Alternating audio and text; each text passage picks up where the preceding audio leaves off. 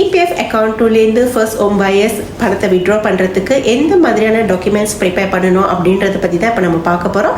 அதுக்கு முன்னாடி என்னுடைய சேனலை ஃபாலோ பண்ண மறந்துடாதீங்க. உங்கள் லோன் அப்ரூவ் பண்ண பிறகு நீங்கள் வந்து எஸ்எம்பி சைன் பண்ணியிருப்பீங்க இல்லையா? இந்த எஸ்எம்பி கண்டிப்பாக ஸ்டாம்பிங் பண்ணியிருக்கணும். உங்கள் லாயர்கிட்ட ஒரு ஃபோட்டோ காப்பி கேட்டு வாங்கிக்கோங்க.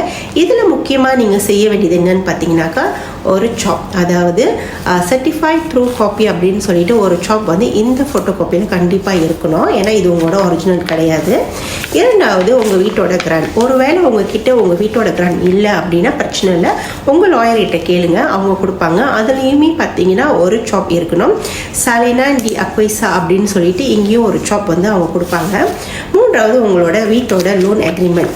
லோன் அப்ரூவ் பண்ண பிறகு நீங்கள் வந்து லோன் அக்ரிமெண்ட் வந்து சைன் பண்ணியிருப்பீங்க இல்லையா? அந்த லோன் அக்ரிமெண்ட் வந்து உங்களுக்கு வந்து ஒரு ஒரிஜினல் காப்பி வந்து கண்டிப்பாக கொடுத்துருப்பாங்க. ஒரு ஃபோட்டோ காப்பியும் எடுத்துக்குங்க. இதில் முக்கியமாக நீங்கள் பார்க்க வேண்டியது என்னன்னாக்கா, டேட். ஒருவேளை அதில் டேட் இல்லை அப்படின்னா பிரச்சனை இல்லை, உங்கள் பேங்கர் கிட்ட கேளுங்க, அவங்க உங்களுக்கு ஒரு காப்பி சிசி பண்ணுவாங்க.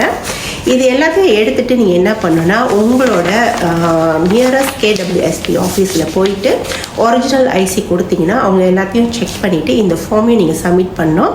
அவங்க உங்களுக்கு ஒரு ஃபார்ம் கொடுப்பாங்க. அதாவது என்ன ஃபார்ம்னாக்கா, பமோகனன் பெங்களூரன் மம்பள்ளி அப்படின்னு சொல்லிட்டு உங்களுக்கு ஒரு ஃபார்ம் கொடுப்பாங்க. இந்த ஃபார்மை நீங்கள் என்ன செய்யணும்னா, உங்களோட ஃபுல் டீட்டெயில்ஸ் வந்து நீங்கள் ஃபில்அப் பண்ணணும். உங்களோட ஐசி நம்பர், உங்கள் வீட்டோட அட்ரஸ், அதாவது இப்போ எந்த வீட்டில் இருக்கீங்களோ அந்த வீட்டோட அட்ரஸ், உங்கள் ஃபோன் நம்பர், இமெயில் அட்ரஸ், இது எல்லாத்தையுமே நீங்கள் ஃபில்அப் பண்ணணும். இரண்டாவது, உங்களோட பர்ச்சேசிங் ப்ரைஸ், நீங்கள் எவ்வளோ விலைக்கு வந்து இந்த வீட்டை வாங்கியிருக்கீங்க, எஸ்எம்பியில் என்ன விலை போட்டிருக்காங்களோ அந்த விலையை வந்து நீங்கள் எழுதணும்.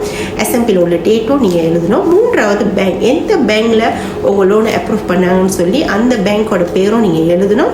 பேங்க்கில் உங்களுக்கு லோன் வந்து எவ்வளோ அப்ரூவ் பண்ணாங்கன்னு சொல்லி அதையுமே நீங்கள் எழுதணும். நான்காவது பார்த்தீங்கன்னா, உங்கள் பேங்க் டீட்டெயில்ஸ்.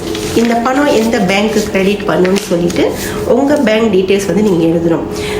ஒருவேளை மே பேங்காக இருந்தால் மே பேங்க் எழுதுங்க, உங்கள் பேங்க் அக்கௌண்ட் நம்பரும் எழுதுங்க.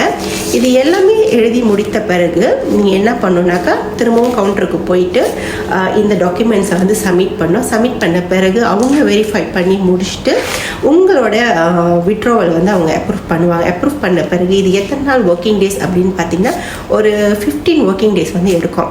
பிறகு இந்த பணத்தை உங்கள் அக்கௌண்ட்டில் வந்து அவங்க கிரெடிட் பண்ணிடுவாங்க. ஒருவேளை நீங்கள் அக்கௌண்ட் 3 ஃப்ளெக்சிபிள் அக்கௌண்ட்லேருந்து பணத்தை விட்ரோ பண்ண போகிறீங்க அப்படின்னாக்கா, நீங்கள் தாராளமாக நீங்கள் செய்யலாம். இதையும் நீங்கள் அவங்கக்கிட்ட தெரியப்படுத்தணும், அவங்களே உங்களுக்கு செய்து கொடுப்பாங்க. இந்த பணம் வந்து எத்தனை நாள் ஒர்க்கிங் டேஸ் அப்படின்னு பார்த்தீங்கன்னா, 3 ஒர்க்கிங் டேஸ்லேயே உங்கள் அக்கௌண்ட்டில் வந்து கிரெடிட் பண்ணிடுவாங்க.